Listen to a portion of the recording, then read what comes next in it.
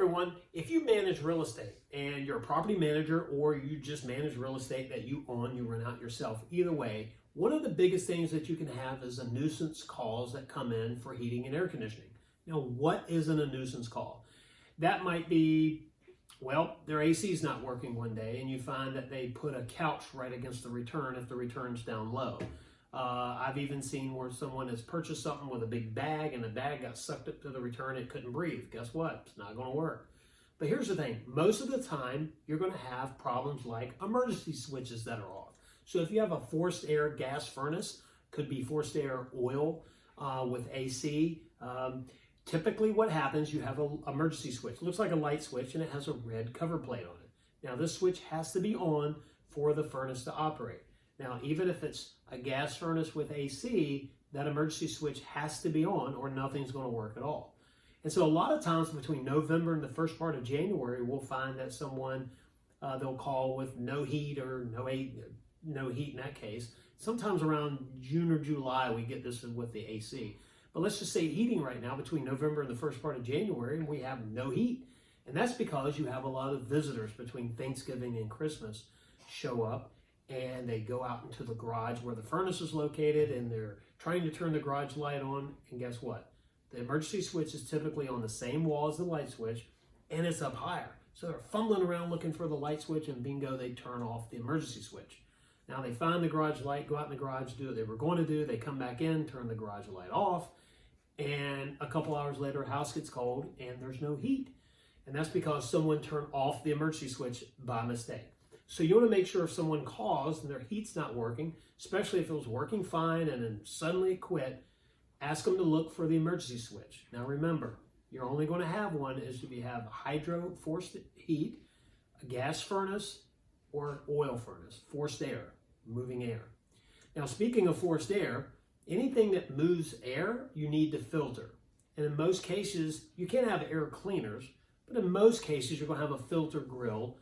And worst case scenario, you've got a filter in the furnace where they've got to pull doors off to get to it. Now, hopefully you don't have that and you want to make sure you add a filter grill. And that's the grill where the door hinges down, you put the filter in, you close it back up, easy breezy, takes a couple minutes to do it. Now, every 30 days, I recommend a filter to be replaced, even though some filters say they last up to 90 days. It's my preference, every 30 days. And I typically tell a homeowner or a tenant, when you get your electric bill, change your filter. It's a good reminder, it's an easy way to do it. Now, some of the problems that you'll have is with drain lines in the summertime. What if you have an AC leak? The AC's in the attic and the drain line stops up. Well, they make float switches to go in the drain line. Now, in a perfect world, that float switch will turn the AC off and the house will get hot. Okay, you have to call a service technician to come out, take a look at it, and bingo, you fixed the problem. What you don't want is the AC to keep working, the drain line to stop up, the emergency pan to overflow, and then you cause damage to the ceiling, which is physical damage to the drywall, carpet, furniture. Drywall can actually collapse off the ceiling, but you cause environmental issues as well. You know, water and heat really doesn't mix. Anyway, water anywhere outside the drain pan doesn't mix. But anyway, so you want to make sure that your nuisance problems are taken care of.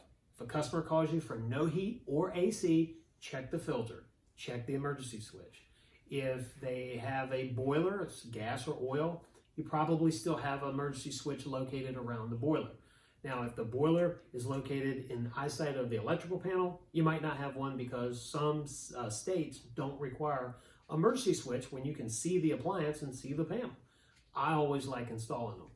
Now, last thing, what if you have your tenant has a heat pump and it's the middle of the winter and there's a freezing rain or a wet snow and they call you and tell you their heat's not working?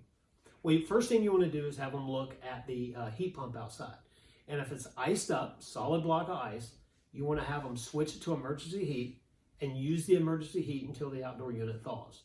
Now, it can be 22 degrees and a powdery snow falling and the unit will maintain, it'll work. The defrost cycle will take care of the frost and the snow.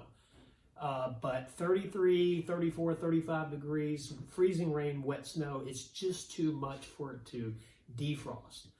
Typically, a defrost circuit board is set for 90 minutes. You have an option to set it at 60 and 30 minutes. So most of the time when you buy a piece of equipment or it's installed, it's going to be on 90 minutes. Unless there's been a history of icing up for whatever reason, it's located underneath the drip edge of a roof or in between two condos or next to your neighbor's house, and just for whatever reason it tends to ice up, you might adjust it to 60 minutes or even 30 minutes in worst case scenario. But you want to make sure that the heat pump outside is not a block of ice, and if it is, turn it to emergency heat, but just don't let them forget to turn it back to regular heat once the ice melts. So I hope these helpful tips work. When you get the call for no heat, no AC, check the basics first before you send out your service company, and it will save you some money in the long run. Till next time, see ya.